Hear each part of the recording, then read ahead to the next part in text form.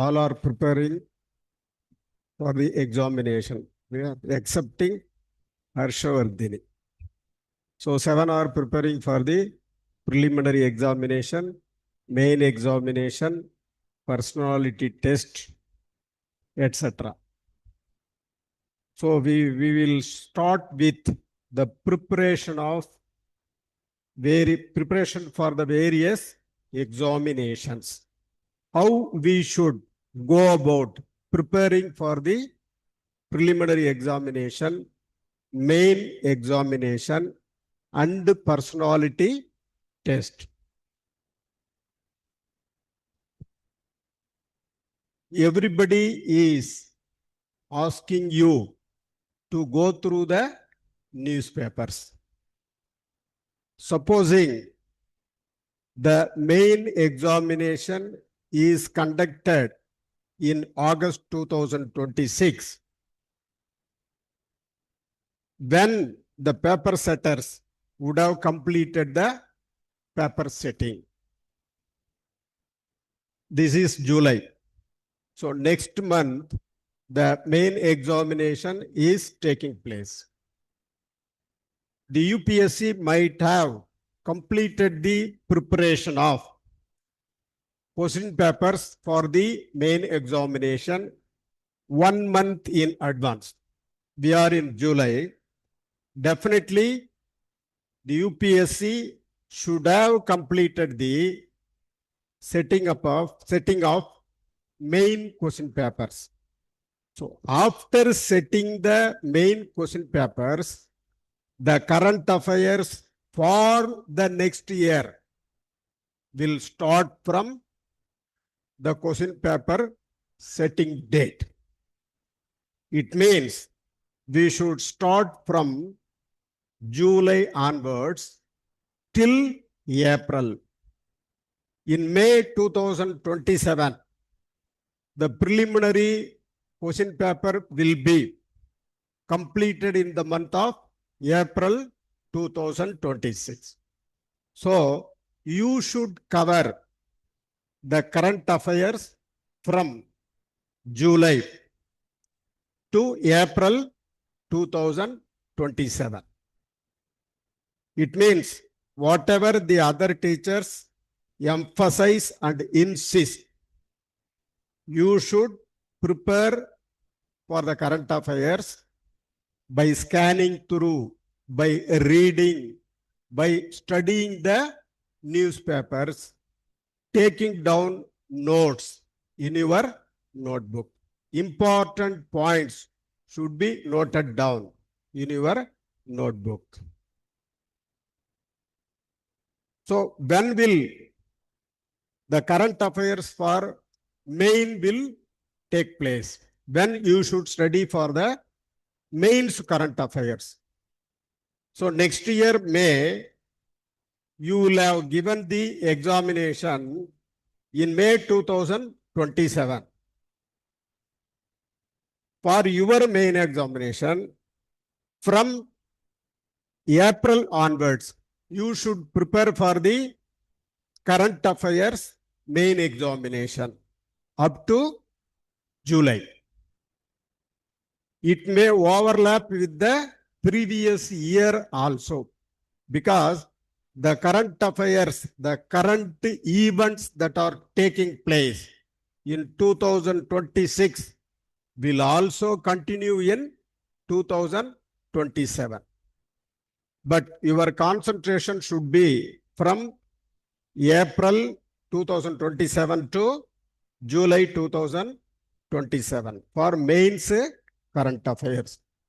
How should we go about preparing for the prelims and main papers? Should we concentrate only for the preliminary examination throughout the year up to April? We should never do that. We should prepare for the prelims in the beginning. We started the course on 1/7/2026.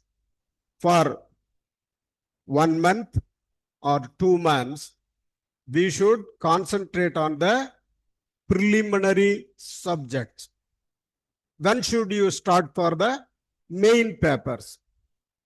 Definitely,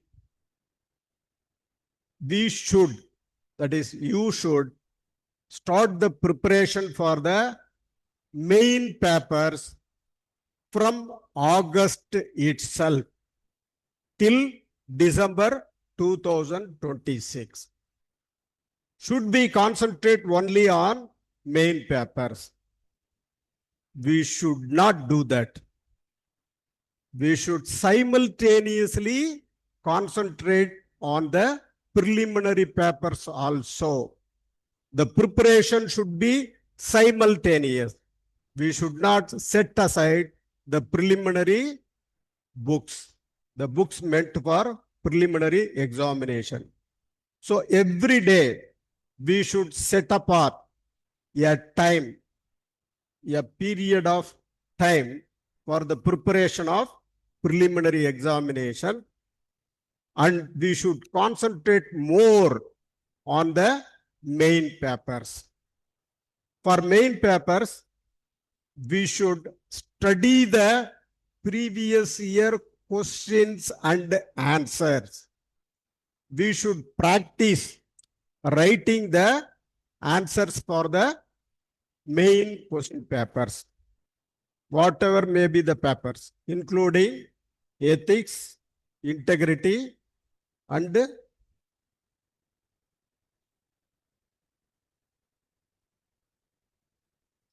aptitude, mental aptitude. So we should not neglect that paper also. Essay writing also, we should study the essays, link the sentences and words to the general studies paper and to the current events, and write down the essays. We should also practice essay writing. For that purpose, we should refer the previous year question papers and the answers given. Unless we practice, we will face difficulties in presenting the answers for the various main papers. So this is the method of preparation for the preliminary examination, main examination. We are all preparing for the next year, May 2027 preliminary examination and main examination. That is why we should follow this procedure and process. Step by step procedure we should follow. So after that, after getting through the preliminary examination, you will be giving the main examination papers. After selection in the main examination, you will be facing the personality test. Many people think that personality is the physical makeup of the individual. Many people think that. The persons who don't know the definition for personality think that it is only a physical stature and structure of the individual. It does not mean that type of definition or meaning. What is personality? Please write down. Personality is defined as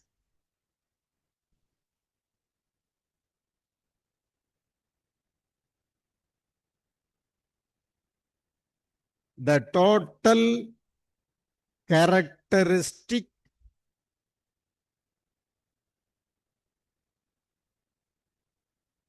patterns, plural, patterns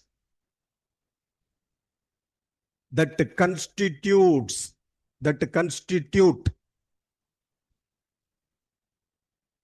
the individual's thinking, feeling, and believing.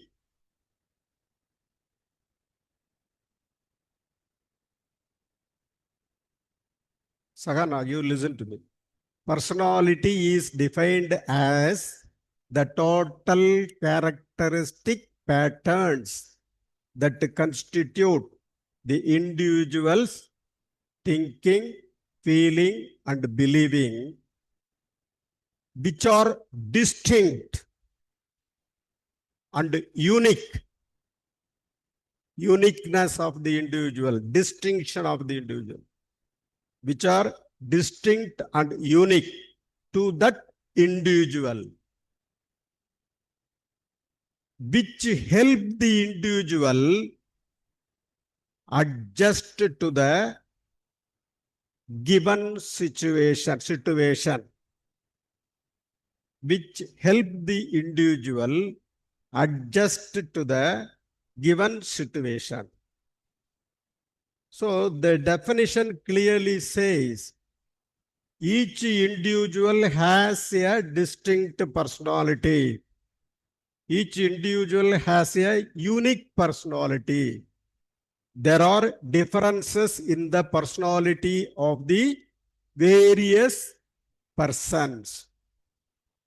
So how this personality test is conducted by the UPSC board? We may think that the 5 members or 6 members of the personality test board pose the questions and they seek our direct answers. It is not so. The personality is tested by the board members. How it is tested? I have already told you the examples. What do you think about Israel, Iran, and American war? What do you think about? The board wants to know from the person facing the personality test board whether that individual has bias against a particular religion or against a particular nation among the 3 nations. So our answers should not reflect our own personality. The answer should be neutral. We should not be biased against any country or any religion. We should tell the facts. What are the facts? The war is mainly for the capturing of crude oil reserves and gas available in Iran. Why? What is the reason for that? In 1929, the Great Depression had taken place or took place. The economy of the USA and other countries had fallen down. There were unemployment problems, poverty, reduction in GDP growth, etc. These are the main problems. And it is also related to the stability of dollar throughout the world. Now the stability of dollar is falling down, has fallen down. So the USA wants to maintain the dollar stability. Why? China is buying crude oil from Iran. How? By giving yuan currency. India is buying crude oil from Russia by giving Indian national rupees. So we are not forced to buy dollars from the London foreign exchange or from the Singapore foreign exchange. So the dollar value will definitely go down. These are the points that we may give. They are neutral points. In fact, if you analyze deeply, the war is waged against a Muslim country. The board does not expect this type of answer. It means we are biased against Christians. So this type of answers should be avoided.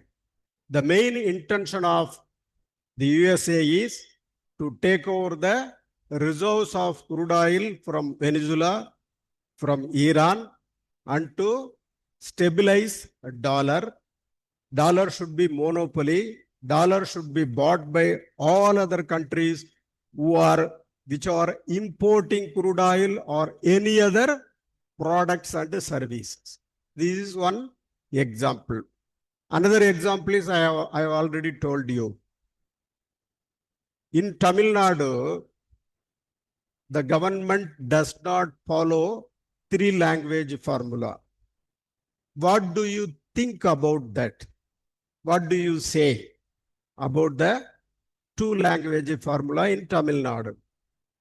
Here, the board wants to test the personality, whether the person facing the board is against Hindi or not.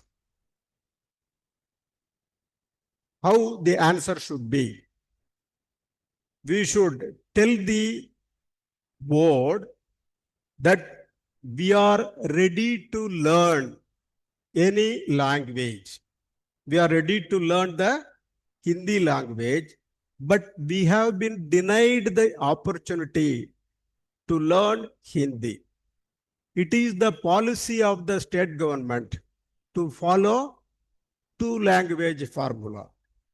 If we had been given the opportunity to learn Hindi, we would have learned. This should be the type of answer. No, we are against Hindi, we don't want to learn Hindi. This type of answer should not be given. So this is about a personality test. This type of question, whatever may be the questions. First, when you enter the interview boardroom, they will try to reduce your anxiety, tension, etc. They will pose questions. What is your graduation? From which district you are coming from? By asking this type of questions, they are trying to reduce your anxiety, fear, and tensions. Then you will sit, cool down, and expect the questions from the members. So for any type of questions, our answers, if we don't know the answer, we should tell that I don't know the answer. Then they will ask another question. We need not worry or feel bad or feel ill that we don't know the answer. So during the process of our growth and development, how human beings and other animals learn. How do they learn? Number one, classical conditioned learning. We all human beings go through the process of classical conditioned learning. Our parents, when we were young ones, they commanded us, they ordered us, they instructed us to do certain things, to perform certain things. Through that process, that conditioned process, we have learned a lot of things. This is one way of learning. Next, behavior learning. We see our teachers, we see our parents, we see our grandparents, we see our neighbors, we see our peer group in the classrooms, we see our colleagues in our schools, in our colleges. We see how they behave, how they act as per the given situation. This is the behavior learning. Psychologists have conducted experiments and have come out with the findings. B.F. Skinner is one of the psychologists. Sneha knows who did the experiments for watching the behavior learning. Classical conditioned learning is by Ivan Pavlov. Ivan Pavlov, Russian psychologist. Another type of learning, insight learning or heuristic learning. The individual will suddenly perform the action, insight learning or heuristic learning, in the given situation and learn how to solve that problem. That is insight or heuristic learning. Through all these processes, we undergo the learning. Next, trial and error learning. We try to do certain things. We do mistakes and again try to do. We do the things correctly. This is the trial and error learning. Trial and error learning. Next, imitation learning. Best example, in our homes during our childhood, we would have watched our grandparents, grandfather, grandmother, neighbors. They will do certain things. For example, the towel வந்து தலைக்கு கட்டுவாங்க இல்லைங்களா, அந்த மாதிரி actions, இல்லை டவலை வந்து இடுப்பில் கட்டுறது, துணி போடுறது, இதை பார்த்து the child will also try to do that type of behavior. That is imitation learning. We learn from others how they do certain things.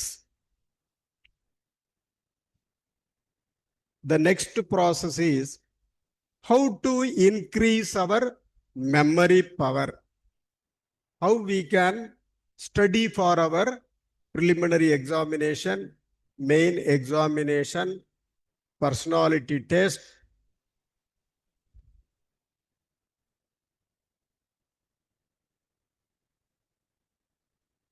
We have two types of memory.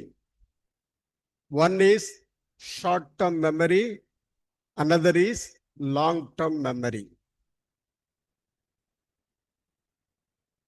In between, there will be a buffer. Our Sneha studied psychology for the main paper.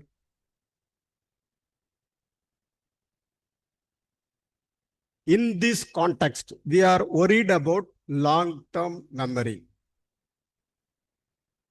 Whatever we see, we perceive, we learn, we understand, all those information should be stored in our long-term memory.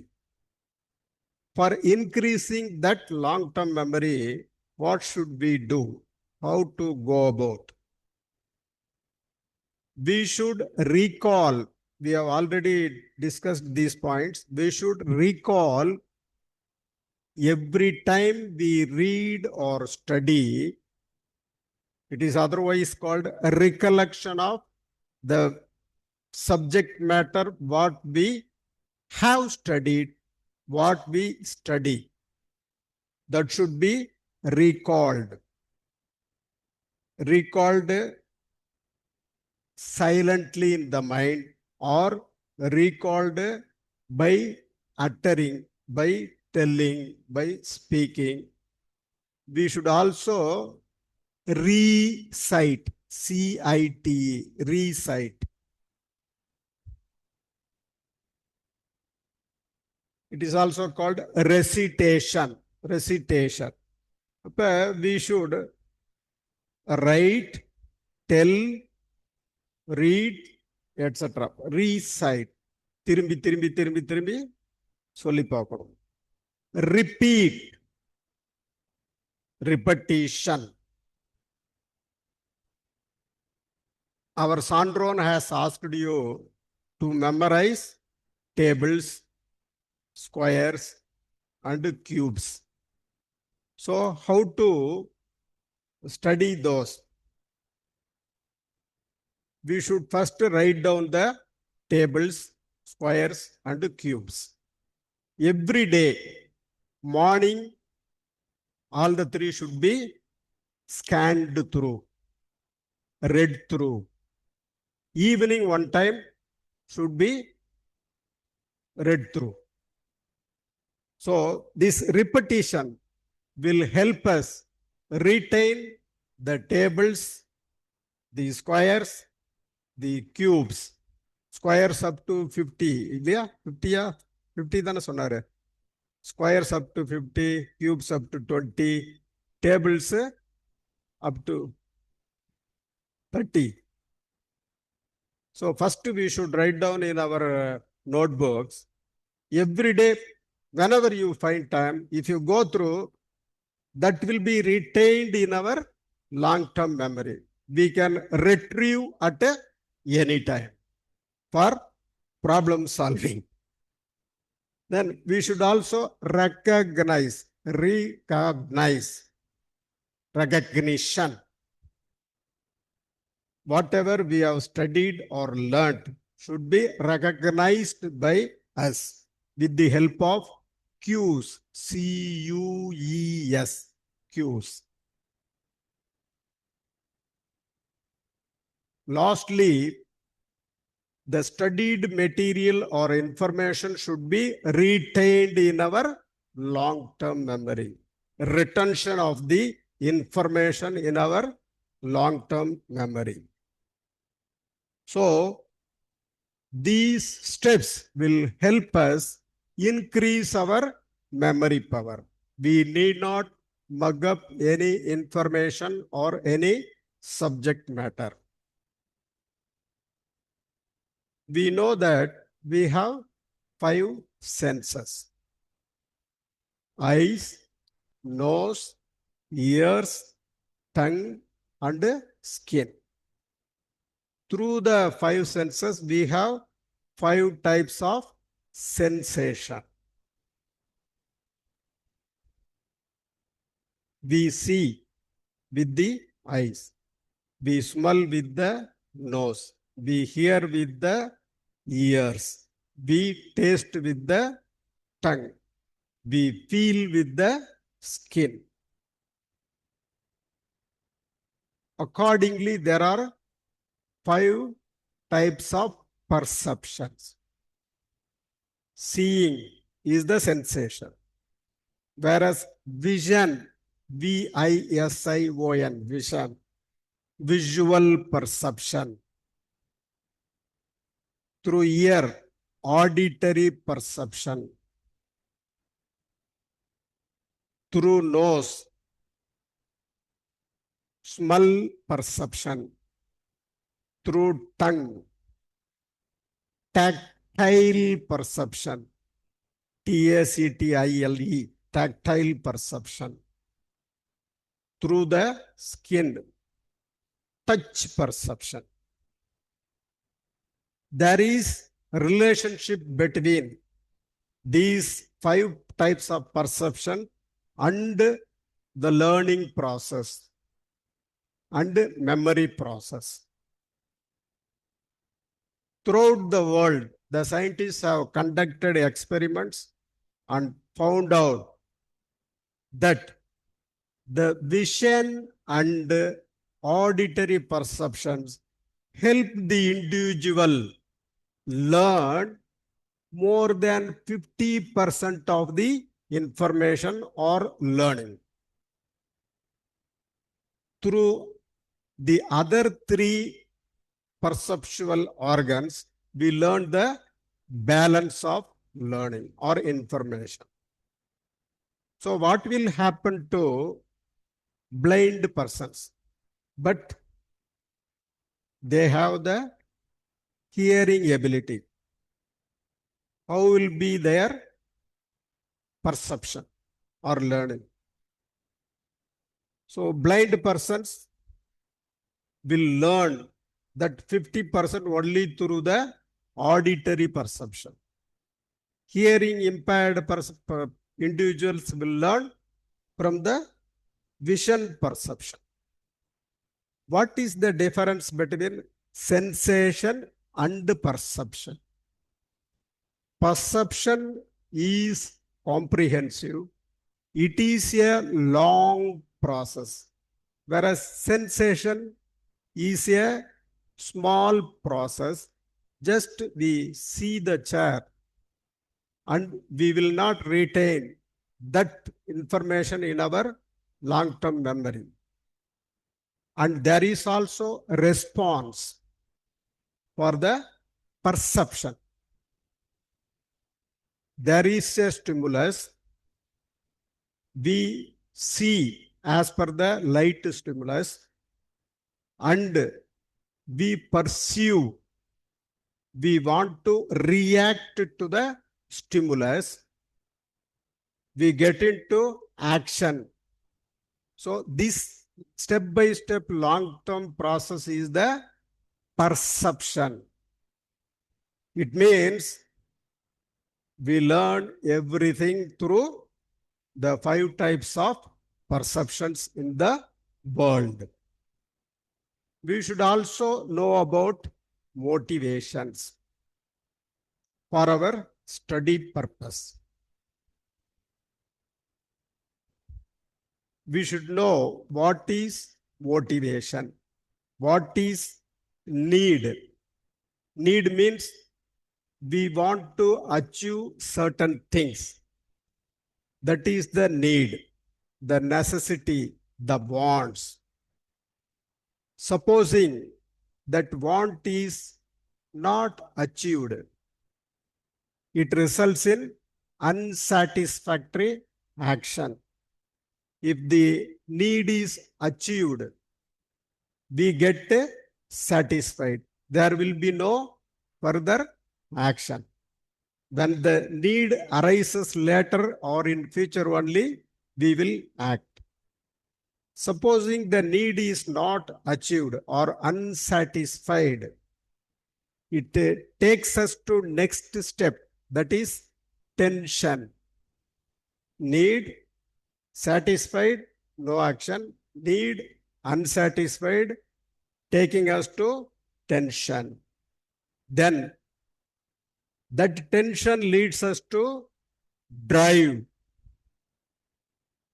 That drive gives us energy to act.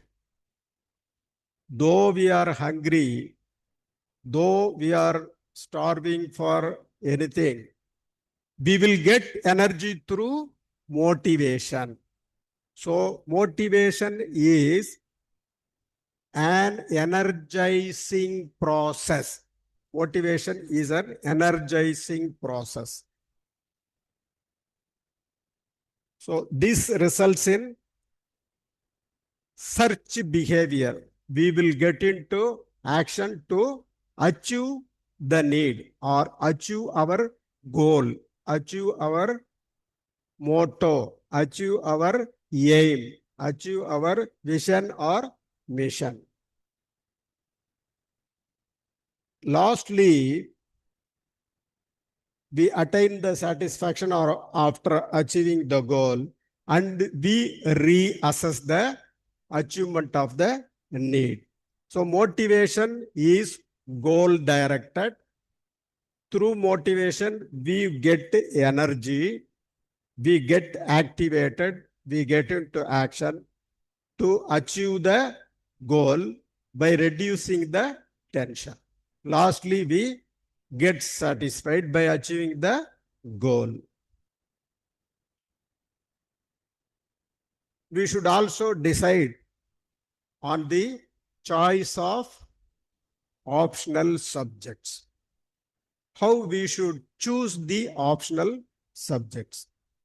Number one, the subject should be easier for us to study. We should have interest. It means the subject should be interesting for us to study. Interesting subject. Third factor, the most important factor is the subject should be high scoring subject. Interesting subject, easier subject, high scoring subject. The subject should also have a certain portion of coverage in the general studies papers. We should also take into account. The next factor is availability of materials, handwritten materials, printed materials, chapter-wise materials, previous year questions and answers. Handwritten materials, printed materials, previous year question and answers, chapter-wise materials. The syllabus should also be concise. We should not choose a subject that has a vast syllabus. And the questions will be asked anywhere in the syllabus, and we should not be, we should be able to answer the questions. It should be concise syllabus. The subject should be easier for understanding. These are the criteria that we should take into account.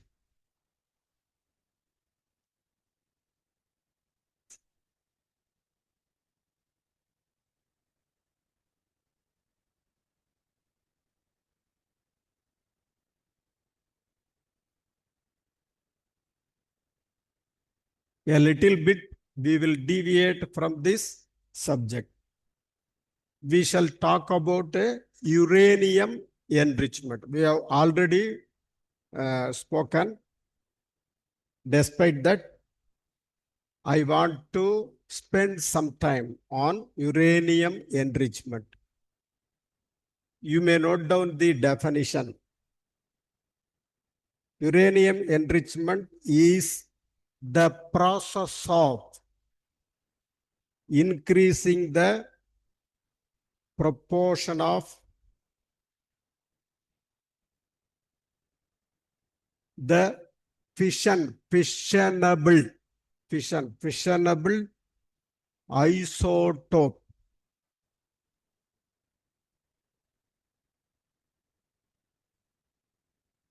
uranium-235 relative to uranium-238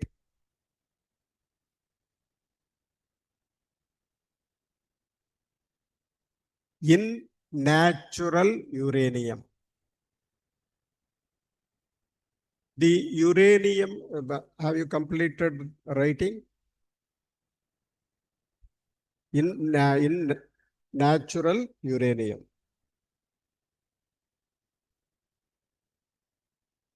The earth contains uranium-235 and uranium-238 mineral as ore. The availability of U-235 is only 0.7%, whereas U-238 is 99.3%. You see the centrifugal process, how much time it will take for enriching the uranium ore to 90% of U-235. From 0.7%, you should be enriched to 90%. It means the U-235.7% should be separated from the ore and concentrated through the centrifugation process. Why should we talk about this? It has relevance in the current events. Israel is telling that Iran is enriching uranium to 60% instead of 2 to 3%.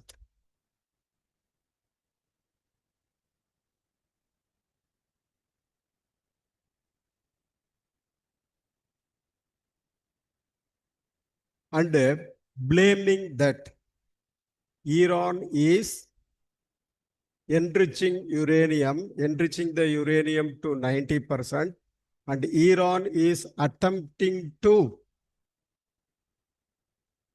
prepare the atomic bomb. Whereas the previous supreme leader of Iran had promulgated the fatwa that they did not want to manufacture or prepare or anything, the atomic bomb to kill the human beings. So it is one of the reasons for waging war against Iran, but it is not the true reason.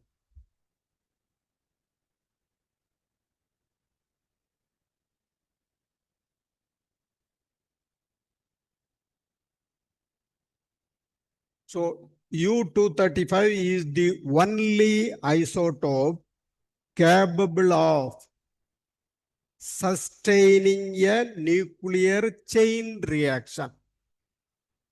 U-235. We should also understand it is the only isotope capable of sustaining a nuclear chain reaction. How the enrichment is done? The natural uranium is converted to uranium hexafluoride gas, UF6.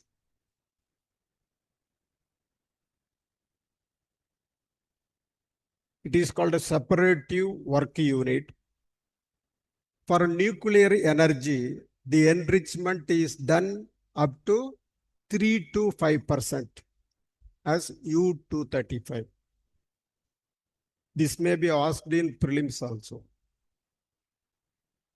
For weapons grade, weapon making, the U-235 should be 90%. Atomic bombs, or the countries using only for making atomic bombs? It is not so. If there is a question that 90% of uranium is meant to only for atomic bombs, the answer should not be positive. it is a negative answer because 90% uranium is also used for naval propulsion reactors. Atomic power ships are there, atomic power operated ships.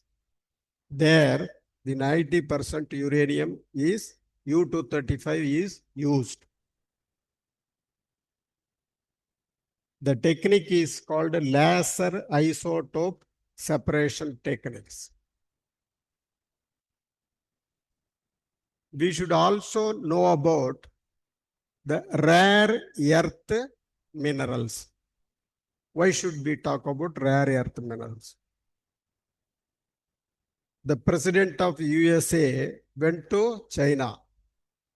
Though not to China, he went to Seoul, South Korea, where the Chinese president met the US president and entered into an agreement for the supply of these rare earth minerals. So it is relevant for the context, for the current context. This will appear as current affairs questions. So how many rare earth minerals are there? 17 rare earth minerals. Why they are called rare earth minerals? We think that rare earth minerals are not available. They are available in small quantities. They are not abundantly found. This may be the answer from persons who don't know anything about rare earth minerals. Here, the rare earth minerals are abundantly found in the earth crust. But the separation or extraction of the rare earth minerals is a cumbersome process because it is available in small quantities. It is abundantly available, found in the earth crust, but the extraction process. Why does the USA go to China for rare earth minerals? The USA does not have the technology to extract the rare earth minerals. That is why they want to import from China or from the Ukraine. In the first instant itself, the Ukraine president went to the USA. They also entered into an agreement that so much billions of dollars were poured into Ukraine for its war against Russia. So something should be got back from the Ukraine. They entered into agreement for the supply of rare earth minerals by Ukraine to the USA. The rare earth minerals are 15 lanthanides plus scandium and yttrium. It starts with YTTRIUM.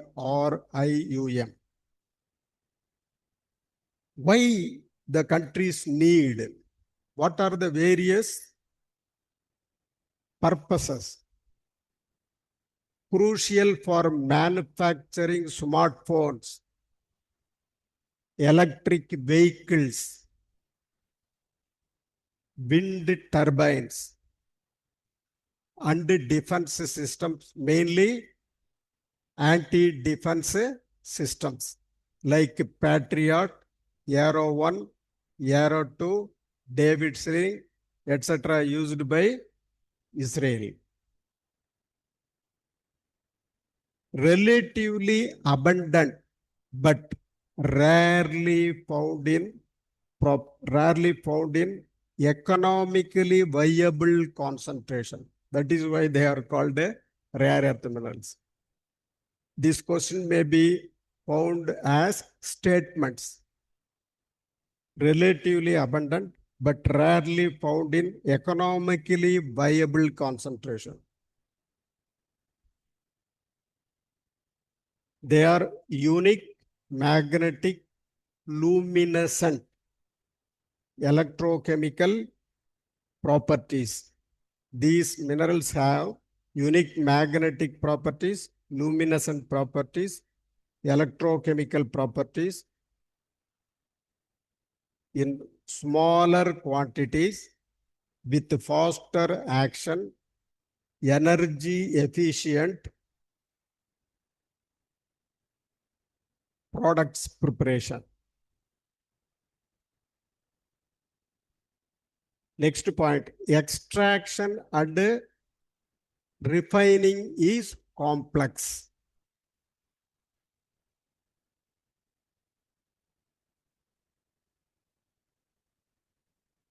The minerals have strategic importance. தமிழ்ல வந்து மூலோபாய அப்படின்னு சொல்லுவாங்க பாருங்க. ஸ்ட்ராட்டஜிக்னு சொல்றாங்க இல்லைங்களா? இந்த defence system வார்ல மூலோபாய அவங்களுக்கு வந்து ஏதாவது ஆதாரம் இருக்கணும் இது செய்யறதுனால. Strategic importance in modern technology.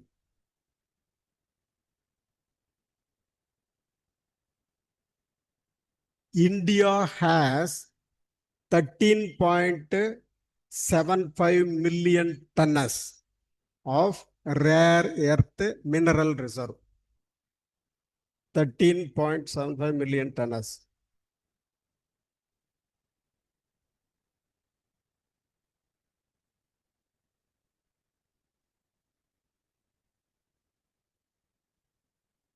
I have the names of 17 minerals.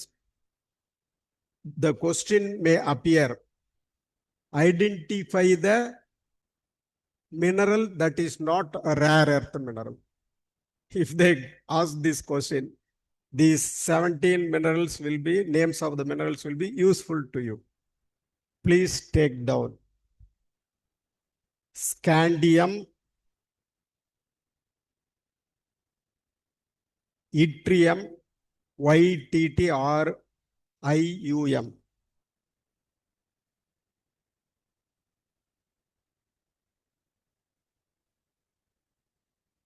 Lanthanum,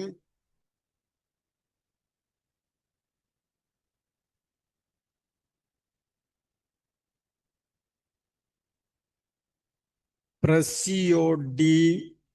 ஸ்பெல்லிங்கே வந்து கஷ்டமா இருக்கு. யாராவது ஒருத்தர் பார்த்து எழுதிங்க, எழுதிக்கிட்டு மற்றவங்களுக்கு கொடுங்க.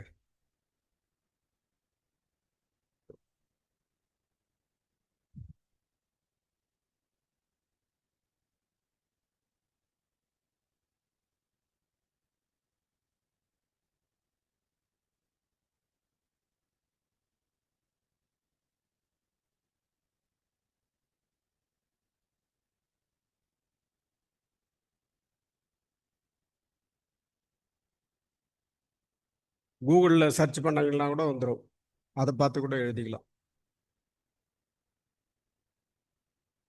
Names of 17 rare earth minerals.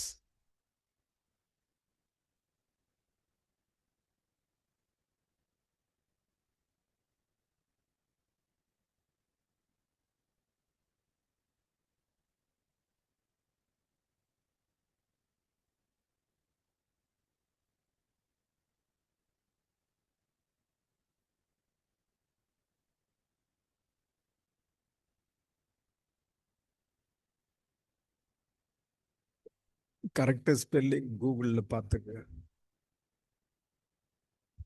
கூகுளில் பார்த்துக்குங்க.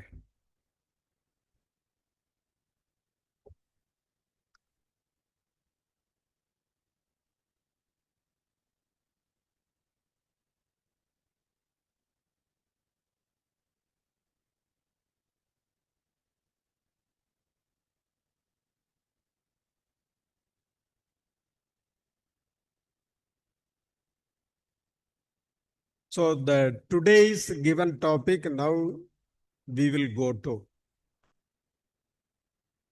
NATO, North Atlantic Treaty Organization.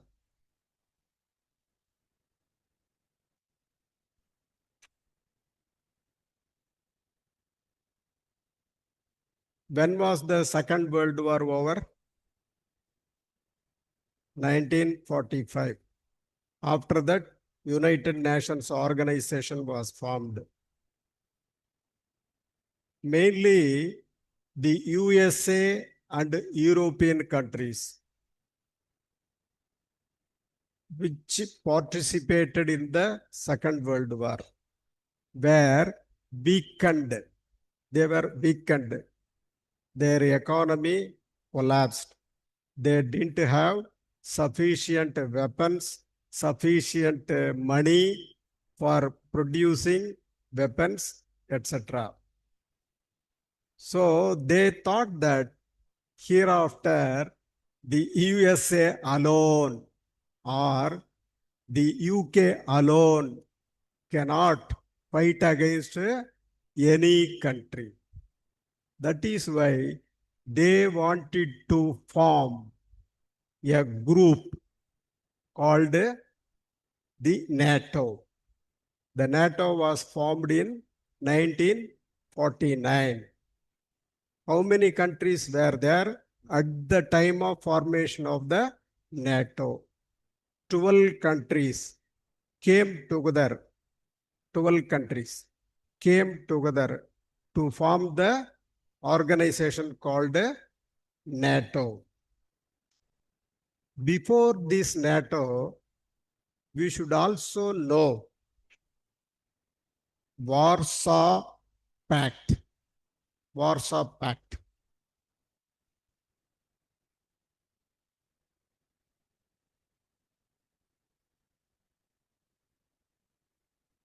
The Warsaw Pact was meant for treaty of friendship, cooperation.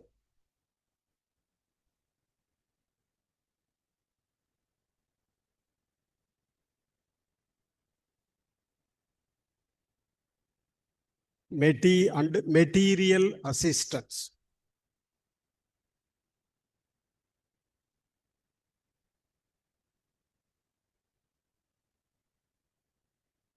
This was formed mainly for Cold War military and political alliance in 1955 by the USSR plus 7 Eastern Bloc, 1 plus 7. There 1 plus 11. Why the USSR was forced to form this Warsaw Pact? Warsaw Pact, PACT. Germany joined the NATO. That is why the USSR was forced to form this Warsaw Pact. The next purpose is to cement நம்ம building use பண்றோம்ல to cement Moscow's absolute military and political control over Eastern Europe. What are the other 7 countries? Please note down: Albania, Bulgaria, Czechoslovakia, East Germany, Hungary, Poland, Romania.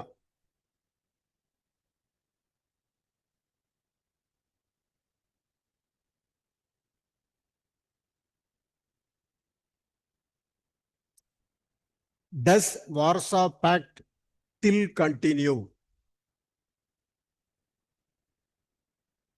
Agalya, does Warsaw Pact still continue? It was disbanded on 25 to 1991 when Perestroika and Glasnost were brought in by the USSR president. Gorbachev, do you remember Mikhail Gorbachev? Mikhail Gorbachev was the president in 1991. He brought out the two words glasnost and perestroika. One is openness, I think, another is freedom, I think. That is why this disintegration of the USSR was motivated by the USA. Disintegration of the USSR. What were the original states in the USSR? Kindly note down. Number one, Baltic states. Under Baltic states, Estonia,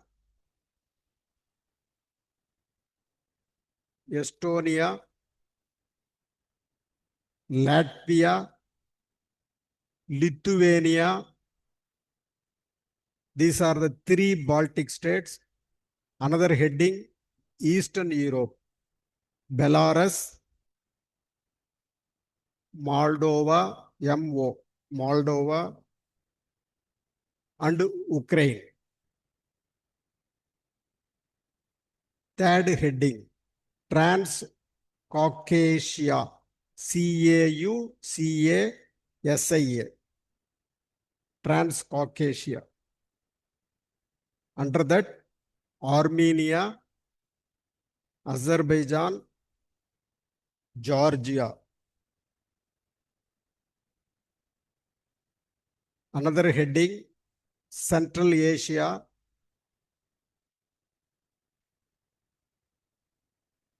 number one, Kazakhstan,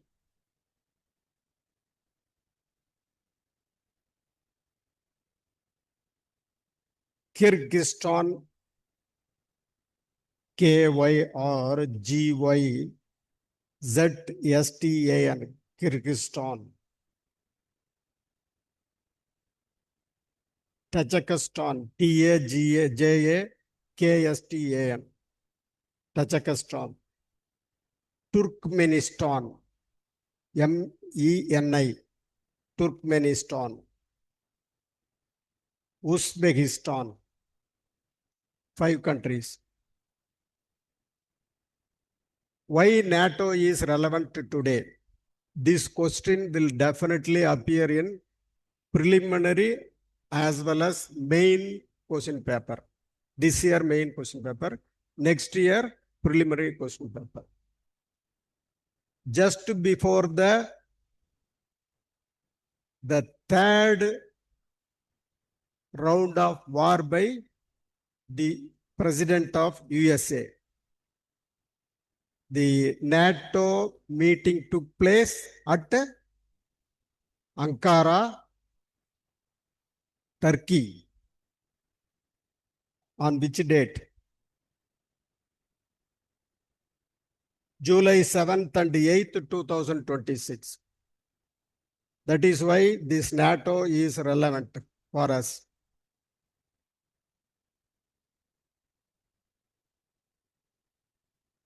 Will anybody expand the word USSR for the abridged form USSR?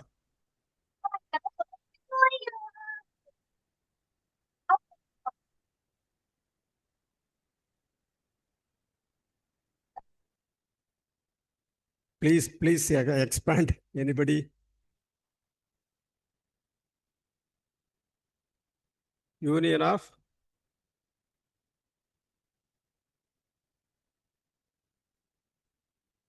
Soviet Socialist ரஷ்யாவா ரிபப்ளிக்கா? இங்க வர்றது அதுதான் பிரச்சனை. Republic. Union of Socialist Soviet Republics. நானே சில நேரத்தில் வந்து union of Soviet socialist ரஷ்யானே சொல்லியிருக்கிறேன். அதுக்காக தான் கேட்டது.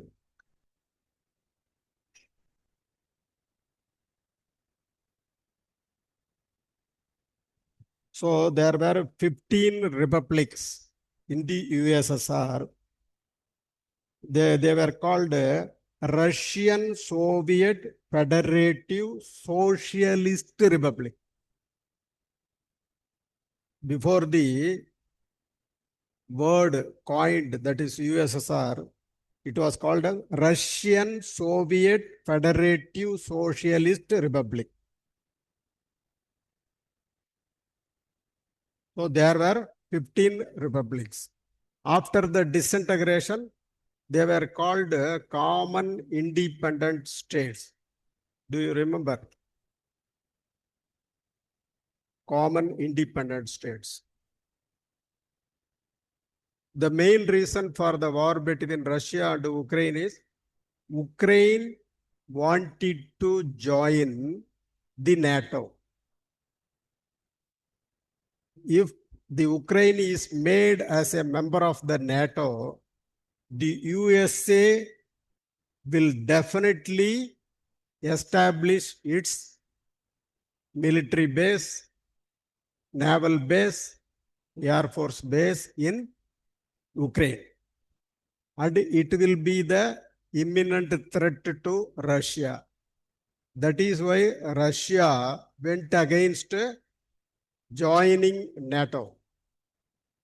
So Vladimir Putin started the war against Ukraine. Why NATO was formed? Weak Europe and the USA after the World War II.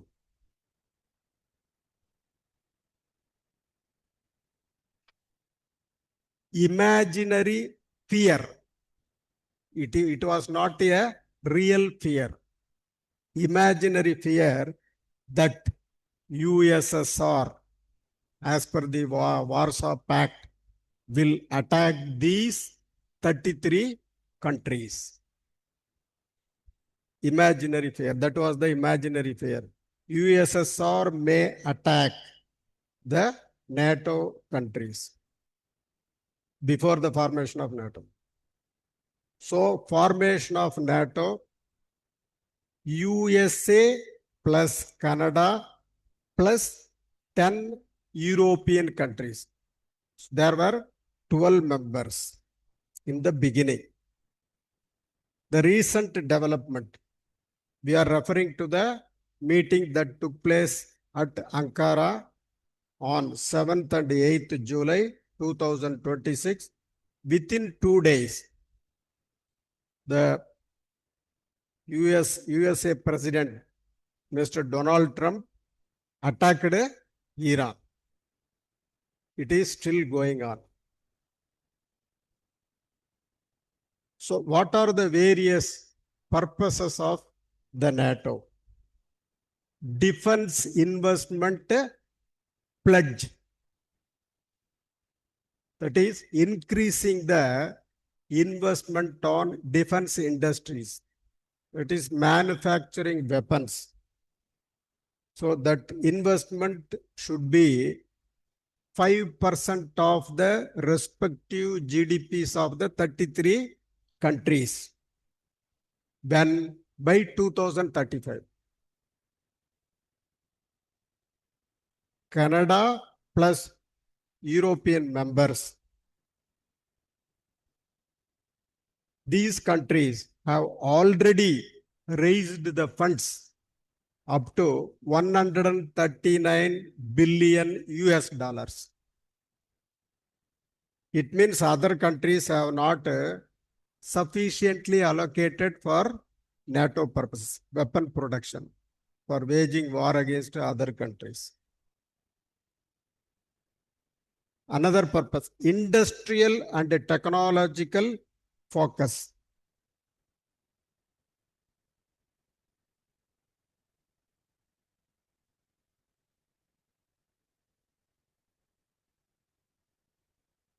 There is a forum called NATO Summit Defense Industry Forum.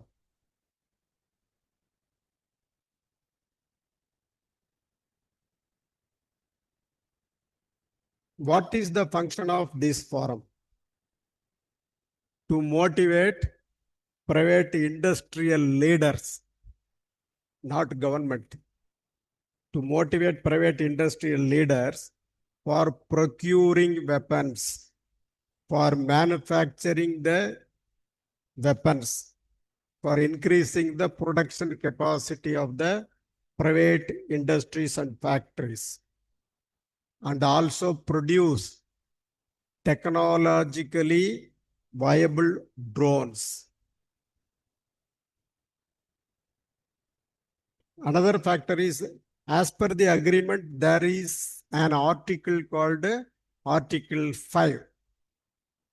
As per this Article 5, reaffirmation of Article 5, through which cooperation and coordination in attacking other countries.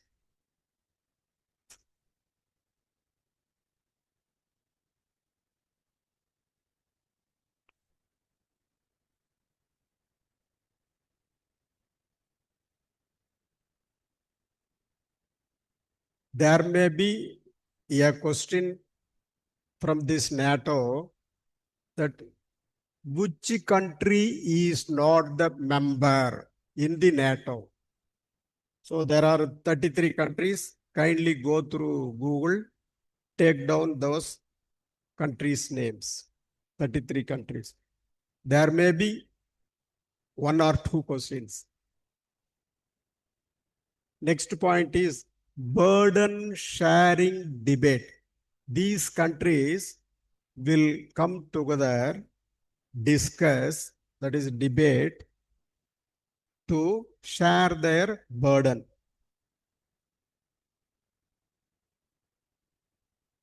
Mr. Donald Trump was always insisting, when he took over as the president of the USA, that the USA will reduce the funding, whereas other NATO members should increase their funding for this NATO purpose. It means stronger Europe should be there. European countries should invest more. That is the meaning. Less spending by the USA. Another point relating to this NATO, Indo-Pacific linkage.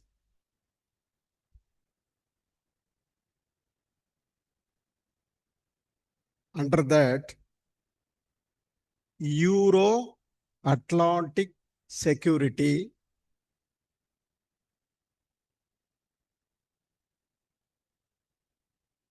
with Indo-Pacific maritime security.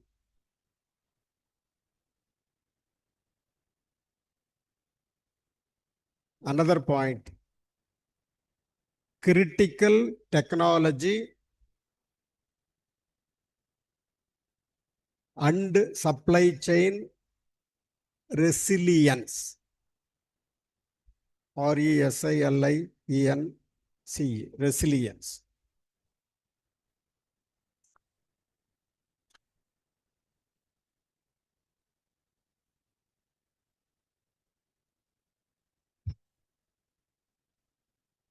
What is India's position with reference to NATO? India is a peace-loving country, though we often blame the neighbor that they have motivated the terrorism. They attacked our tourist people in Jammu and Kashmir, and we also often do precision striking by the GPS system. With the help of GPS system, we fix the target, we send our fighter jets and attack the specific target group. That is called precision striking. With reference to NATO, though the USA insisted that India should become a member of the NATO. As per the thought and conception of idea of the first Prime Minister of India, that is our Pandit Jawaharlal Nehru. We wanted to follow the neutrality path. We don't want to align with any nation at any time. We want to maintain good relations with all the countries in the world, on the planet. So, our principle is following the non-aligned movement. There is a topic called India's position. NATO and India. That is why I am emphasizing these points. India is a peace-loving country according to our psychology. The national character of India is national character. The country has a whole, the country has a character that is called national character. It means at world level, all the countries think that, all the countries see that India is a peace-loving country. We won't align with any other country for any other evil purpose. For example, waging war against some countries by somebody, if they ask us to support that country, we will say we won't support. We are against the war. Nobody should wage war against anybody. As per the NATO principle, they should sit together and decide what to do. In fact, in practice, what is happening? Only the USA is first attacking any country in the world. Then USA asked the NATO members to join the USA for fighting against a particular country. As per our thought or our knowledge, no country has fought against any of the 33 NATO nations. Have you come across? Do you recall any such incident? Has any specific country started a war against one of the NATO members? We have not come across.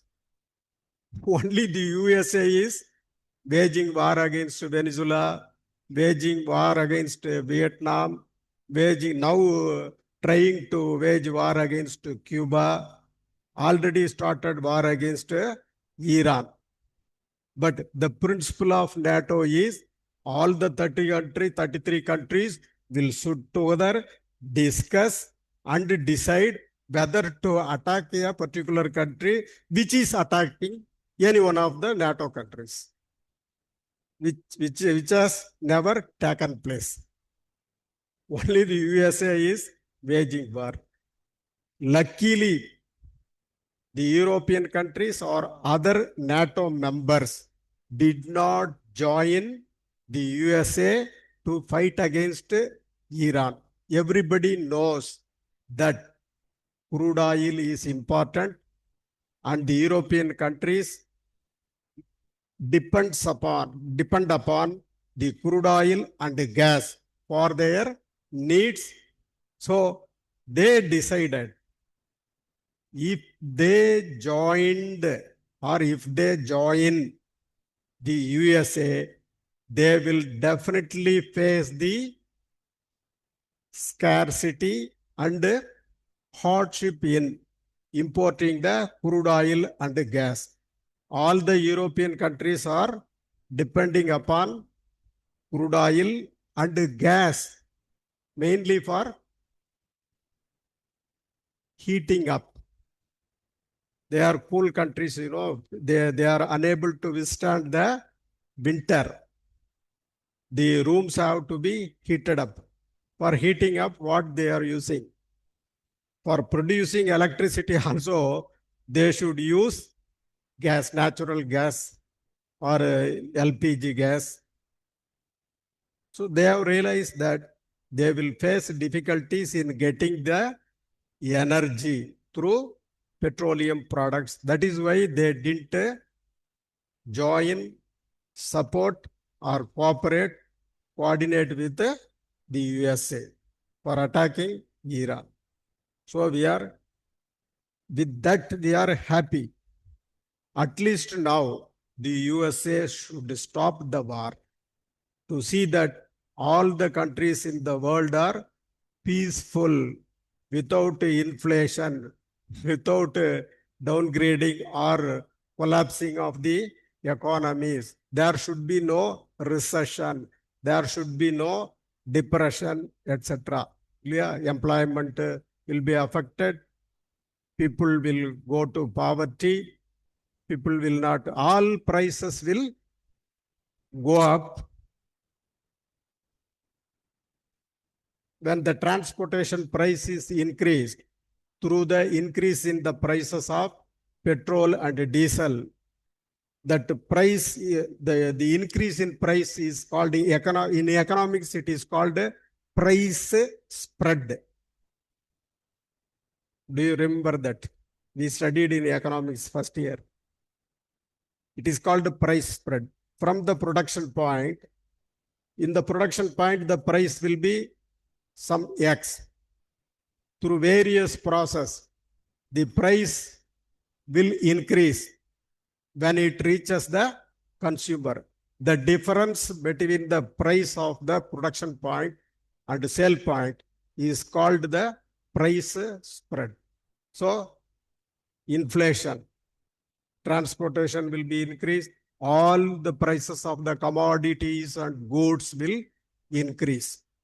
We should not face the inflation.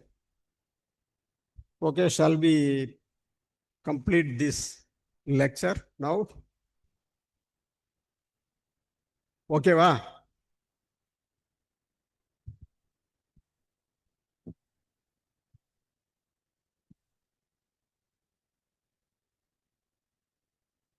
Here.